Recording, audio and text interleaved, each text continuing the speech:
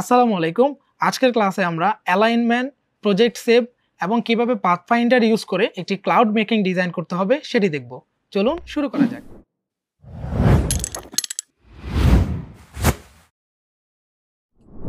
সর্বপ্রথম আমাদেরকে জানতে হবে অ্যালাইনমেন্ট জিনিসটা কি। অ্যালাইনমেন্ট হচ্ছে যে কোনো অগোছালো অবজেক্টগুলোকে সুন্দর করে গুছিয়ে রাখা, এটা হচ্ছে অ্যালাইনমেন্ট। অর্থাৎ যেমন আমরা যদি এখানে কয়েকটা শেপ নিই, সাপোজ আমি এখানে 3টা শেপ নিলাম, তো এই 3টা শেপ দেখতে পাচ্ছেন অগোছালো রয়েছে। এখন আমি যদি সবগুলোকে সিলেক্ট করে এখন অ্যালাইন করতে চাই, ধরুন আমি লেফট সাইডে সমান করতে চাচ্ছি, দেন এখানে ক্লিক করব, দেখতে পাচ্ছেন এখন কিন্তু লেফট সাইডে সমান হয়ে গেছে। সো এই জিনিসটাই হচ্ছে মূলত অ্যালাইন। তো আমরা প্রথমেই এই প্রজেক্টটাকে অ্যালাইন করব। অ্যালাইন মূলত দুইভাবে করা যায়। প্রথম অ্যালাইনমেন্ট হচ্ছে আর্টবোর্ডের সাথে আপনি অ্যালাইন করতে পারেন, সেকেন্ড হচ্ছে অবজেক্টের সাথে অ্যালাইন করতে পারেন।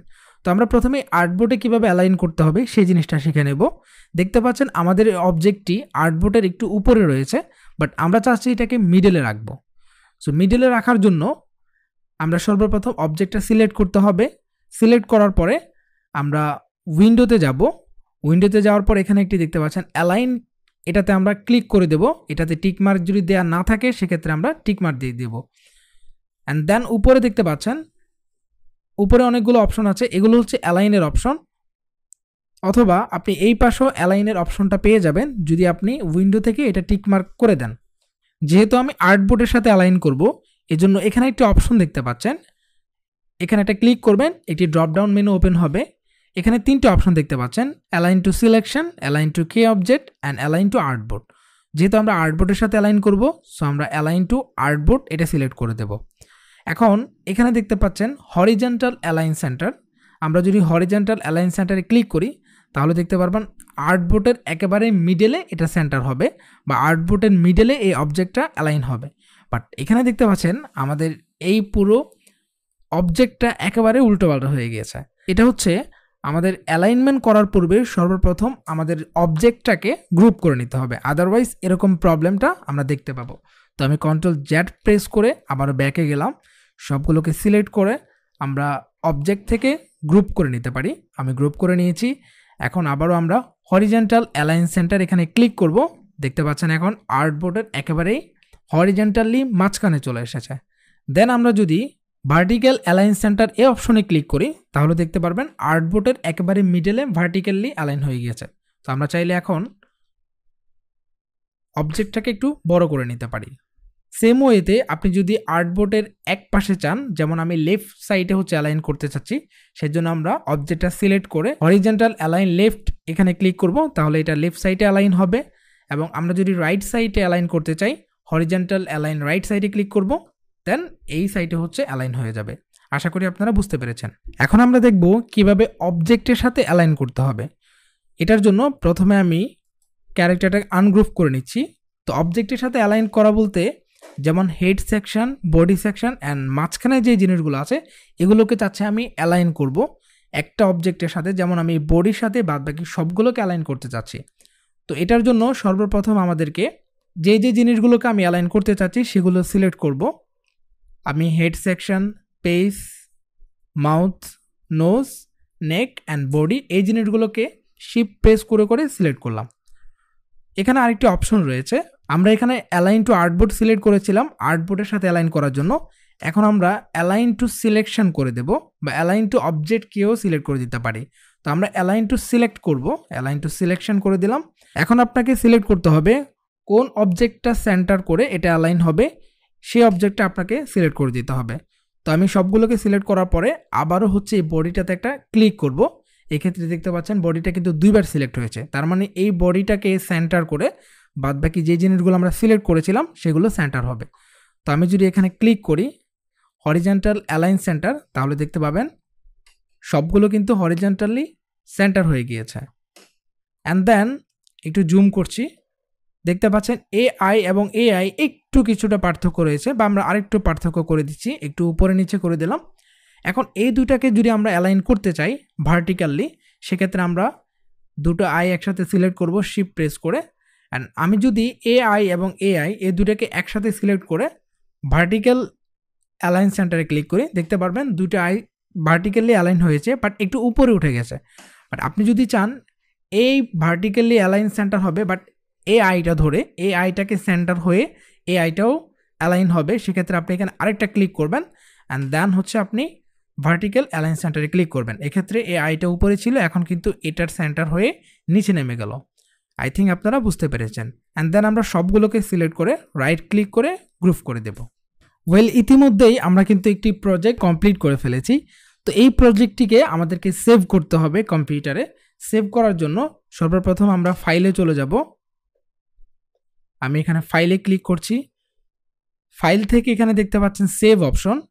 আপনি যদি সেভে ক্লিক করেন, তো আমি প্রথমে সেভ অ্যাজ এ ক্লিক করব, কারণ এই ফাইলটি আমার অলরেডি সেভ করা আছে। তো আমরা এখান থেকে সেভ অ্যাজ এ ক্লিক করছি। এরপর আপনাকে ফাইলটি কোন লোকেশনে সেভ করতে চাচ্ছেন সেটা সিলেক্ট করে নিতে হবে। আমি এখানে রাইট ক্লিক করে নিউতে যাব, একটা ফোল্ডার ক্রিয়েট করব। এখানে লিখতে পারি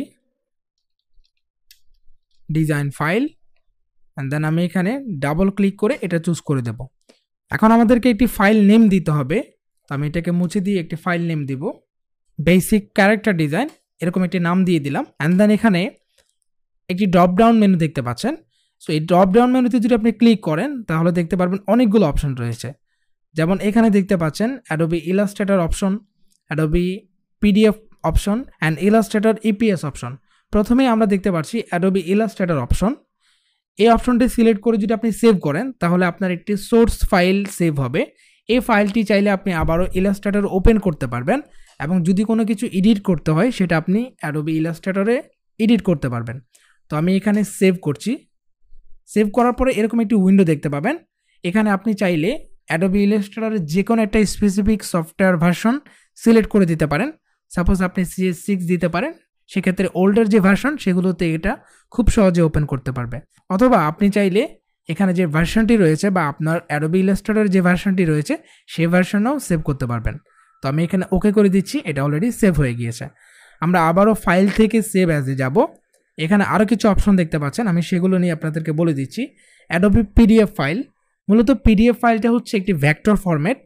এটা চাইলে পিডিএফ ভিউয়ার বা কোনো একটি ব্রাউজার দিয়ে অথবা ফটোশপেও চাইলে এটাকে ওপেন করা যাবে ভেক্টর আকারে।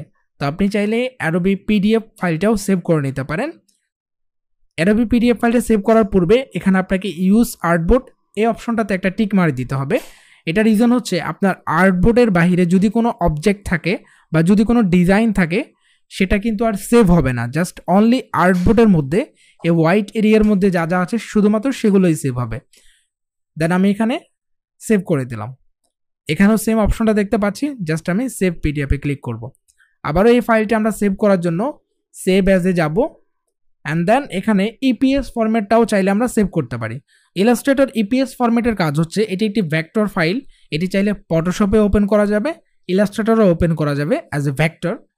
এরপর আমরা আরও কিছু অপশন দেখতে পাচ্ছি, এসবিজি উইদাউট ব্যাকগ্রাউন্ড, বাট এটি একটি ভেক্টর ফরম্যাট। চাইলে আপনি ইলাস্ট্রেটর ওপেন করতে পারবেন এসবিজিটা, অ্যান্ড চাইলে আপনি ফটোশপে ওপেন করতে পারবেন অথবা অন্য কোনো ব্রাউজার দিয়েও চাইলে সেটি ওপেন করা যাবে, বাট ভেক্টর আকারে চাইলে আপনি ওপেন করতে পারবেন। এটা হচ্ছে এসবিজি ফাইল।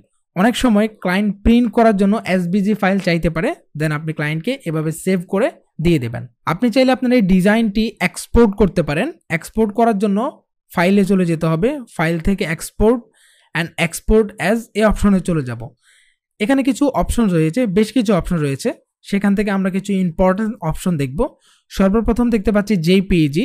জেপিইজির কাজ হচ্ছে এটা যে কোনো ব্রাউজার দিয়ে বা যে কোনো ডিভাইসে এটা ওপেন করা যাবে। অ্যাজ লাইক আমরা যে পিকচারগুলো ওপেন করি এই পিকচারের মতোই জেপিইজি বা জেপিইজি এই ফরম্যাটটা চাইলে আমরা যে কোনো ডিভাইসে ওপেন করতে পারি। তো আমরা এখানে যদি ইউজ আর্টবোর্ড দিয়ে দিই, সেম আর্টবোর্ডের বাইরে যা যা আছে সবগুলো কিন্তু সেভ হবে না, অনলি আর্টবোর্ডে যা থাকবে সেগুলোই সেভ হবে। তারপরে সেম একটি নাম দিতে হবে, একটি নাম অলরেডি দেওয়া আছে, আমি আর এটাকে রিনেম করছি না। অ্যান্ড দেন এক্সপোর্টে ক্লিক করবেন। এক্সপোর্টে ক্লিক করার পর এখানে একটি অপশন দেখতে পাবেন, এখানে কিছু সেটিংস আপনাকে করে নিতে হবে। প্রথমে এখানে দেখতে পাচ্ছেন কালার মোড, অবশ্যই কালার মোডটা CMYK রাখবো। অ্যান্ড এখানে কোয়ালিটিটা যদি লুজ থাকে বা কোয়ালিটির যদি একটু স্মল থাকে আপনি অবশ্যই এটাকে লার্জ করে দেবেন, এখান থেকে ম্যাক্সিমাম করে দেবেন যাতে করে সর্বোচ্চ কোয়ালিটিতে আপনার এটা এক্সপোর্ট হয়। অ্যান্ড দেন এখানে আরেকটি অপশন দেখতে পাচ্ছেন হাই স্ক্রিন মিডিয়াম, অবশ্যই এটাকে হাই রাখবেন। মূলত এটা প্রিন্টের জন্য হলে অবশ্যই 300 ppi এই অপশনটা সিলেক্ট করতে হবে অ্যান্ড দেন ওকে করে দেবেন। এখানে আরেকটি গুরুত্বপূর্ণ অপশন হচ্ছে এক্সপোর্ট থেকে এক্সপোর্ট অ্যাজে যাবেন, তারপরে দেখতে পাচ্ছেন পিএনজি। এই পিএনজি ফাইলটা মূলত আপনার থেকে ক্লায়েন্ট অনেক বেশি চাইবে, এটা প্রিন্টের জন্য অনেক বেশি প্রয়োজন। পিএনজি এবং জেপিইজি এই দুটার পার্থক্য হচ্ছে পিএনজিতে কোনো ব্যাকগ্রাউন্ড থাকে না আর জেপিইজিতে একটা ব্যাকগ্রাউন্ড চলে আসে। যেমন আমরা এখানে পিএনজি সিলেক্ট করলাম, এটা টোটালি ট্রান্সপারেন্ট, শুধুমাত্র এই অবজেক্টটাই এক্সপোর্ট হবে, বাদ বাকি কোনো কিছুই কিন্তু এক্সপোর্ট হবে না। তো আমরা এখানে ইউজ আর্টবোর্ড এখানে ক্লিক করে দিলাম, এখানে আমরা নেম দিতে পারি, দেন এক্সপোর্টে ক্লিক করব, অবশ্যই এখান থেকে 300 ppi সিলেক্ট করব অ্যান্ড ওকে করে দেব। তো এতক্ষণ আমরা যা যা সেভ করেছি সেগুলো কিন্তু আমরা এখানে দেখতে পাচ্ছি। প্রথমে আমরা সেভ করেছিলাম এআই ফাইল অ্যান্ড এখানে দেখতে পাচ্ছেন ফাইল নেমের পাশে একটি এক্সটেনশন রয়েছে, কোন ফরম্যাটের ফাইল সেটা শো হচ্ছে। আপনি চাইলে আপনার উইন্ডোজেও এই অপশনটা অন করতে পারেন। এটার জন্য আপনি ভিউতে যাবেন, ভিউতে যাওয়ার পরে এখানে একটা অপশন রয়েছে ফাইল নেম এক্সটেনশন, এটা যদি আপনি টিকমার্ক করে দেন, যেমন আমি টিকমার্কটা উঠিয়ে দিলাম, এখন কিন্তু কোনো নেম এক্সটেনশন দেখাচ্ছে না।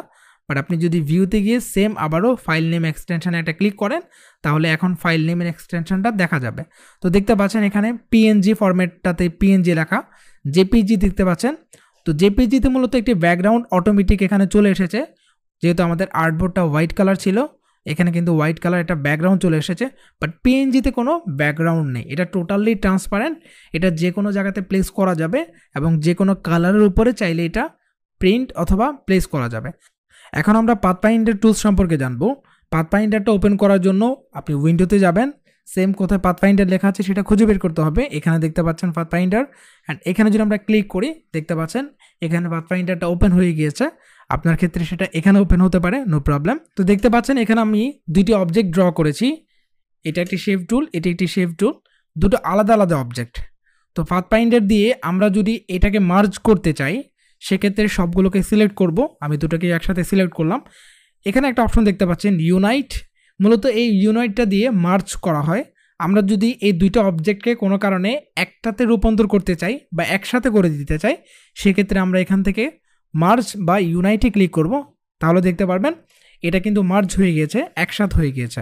তারপর এখানে আরেকটি আইকন দেখতে পাচ্ছেন, এই আইকনটার কাজ হচ্ছে ধরুন আমরা রাইট ক্লিক করে অ্যারেঞ্জ থেকে ব্রিং টু ফন্ট উপরে উঠিয়ে দিলাম। এখন এখানে দুটো শেপ রয়েছে, তো আমি চাচ্ছি উপরে যে শেপটা থাকবে সেই শেপটার নিচে যে অপশনটা আছে সেটাকে কেটে ফেলবো, এটাকে আমরা মাইনাস ফন্ট বলে থাকি বা পাথফাইন্ডারের এই টুলসটাই হচ্ছে মাইনাস ফন্ট। তো আপনি যে কাজটা করবেন দুটোকে একসাথে সিলেক্ট করতে হবে, সিলেক্ট করার পর এখানে যদি আপনি মাইনাস ফন্ট করার জন্য এই অপশনে ক্লিক করেন তাহলে দেখবেন উপরে যে শেপটা ছিল সেই শেপটা কিন্তু নিচের এই অবজেক্টটাকে কেটে ফেলেছে। অ্যান্ড দেন আমরা এখানে ট্রান্সপারেন্স দেখতে পাচ্ছি, নিচের যে অবজেক্টটা ছিল সেটা কিন্তু এখন এখানে আমরা কাট দেখতে পাচ্ছি। তারপরে যে টুলসটা রয়েছে সেটা খুবই ইন্টারেস্টিং, এটা আমরা যদি এখানে মাঝখানে রাখি, যেমন আমরা এখানে দুইটা অবজেক্ট রেখেছি, একটা মাঝখানে রয়েছে, আপনি যদি দুটো অবজেক্ট একসাথে সিলেক্ট করে এই অপশনে ক্লিক করেন তাহলে যেটা হবে মাঝখানের যে অবজেক্টটা থাকবে শুধুমাত্র সেই অবজেক্টটা থেকে বাদবাকি সবগুলো কিন্তু ডিলিট হয়ে যাবে বা কাট হয়ে যাবে। এর পরের টুলসটা হচ্ছে এটার অপোজিট, যেমন আমরা একটু আগে দেখেছিলাম শুধুমাত্র মাঝখানের অংশটুকু ছিল, বাট আমরা যদি আবারও সবগুলোকে সিলেক্ট করে এই অপশনটাতে ক্লিক করি তাহলে দেখতে পারবেন শুধুমাত্র মাঝখানে যে অবজেক্টটা ছিল সেটাই ট্রান্সপারেন্ট হয়ে গিয়েছে বা সেটাই নিচের অবজেক্টটাকে কেটে ফেলেছে। সো খুবই ইন্টারেস্টিং, এটা এবং এটা মোটামুটি সিমিলার, বাট একটা আরেকটার অপোজিট, বা একটা হচ্ছে শুধুমাত্র মাঝখানের অংশটা থাকবে আর আরেকটা হচ্ছে মাঝখানের অংশটাকে কেটে ফেলবে। দেখতে পাচ্ছেন এখানে তিনটা অবজেক্ট রয়েছে, এখানে অবজেক্ট, এটাও অবজেক্ট, এটাও অবজেক্ট, তিনটা অবজেক্ট দেখতে পাচ্ছেন। তো আপনি যদি চান এই তিনটা অবজেক্টকে মাঝখানে কেটে দেওয়ার জন্য বা ডিভাইড করার জন্য, এটা দেখতে পাচ্ছেন এটা কিন্তু এখন এটার নিচেও এই অবজেক্টটা রয়েছে, অর্থাৎ রেড কালারের নিচে ইয়েলো কালারের বা অরেঞ্জ কালারের যে অবজেক্টটা রয়েছে সেটা দেখতে পাচ্ছি এবং সেম রেড কালার আমরা এখানে ব্লু কালারের নিচেও দেখতে পাচ্ছি। বাট আমরা যদি সবগুলো একসাথে সিলেক্ট করে জাস্ট ডিভাইড করে দিই, এখানে প্রত্যেকটা আলাদা আলাদা ডিভাইড হয়ে গেছে। আমরা এটাকে আলাদা করতে পারছি, এটাকে আলাদা করতে পারছি, এটাকে আলাদা করতে পারছি এবং এটাকেও কিন্তু আলাদা করতে পারছি, অর্থাৎ এখানে যে পাথগুলো ছিল সেই পাথগুলো কিন্তু ডিভাইড হয়ে গিয়েছে। ওয়েল, এখন আমরা পাথফাইন্ডার ইউজ করে সুন্দর একটি ক্লাউড কীভাবে ডিজাইন করতে হবে সেটা দেখব। এটার জন্য সর্বপ্রথম আমি এখানে এলিফ ড্র করব, একটি এলিফ ড্র করলাম, এবং এটাকে অল্ট প্রেস করে আমরা এখানে চাইলে কপি করতে পারি। এই পাশে একটা কপি করে নিলাম, এটাকে একটু চাইলে বড় করে দিতে পারি।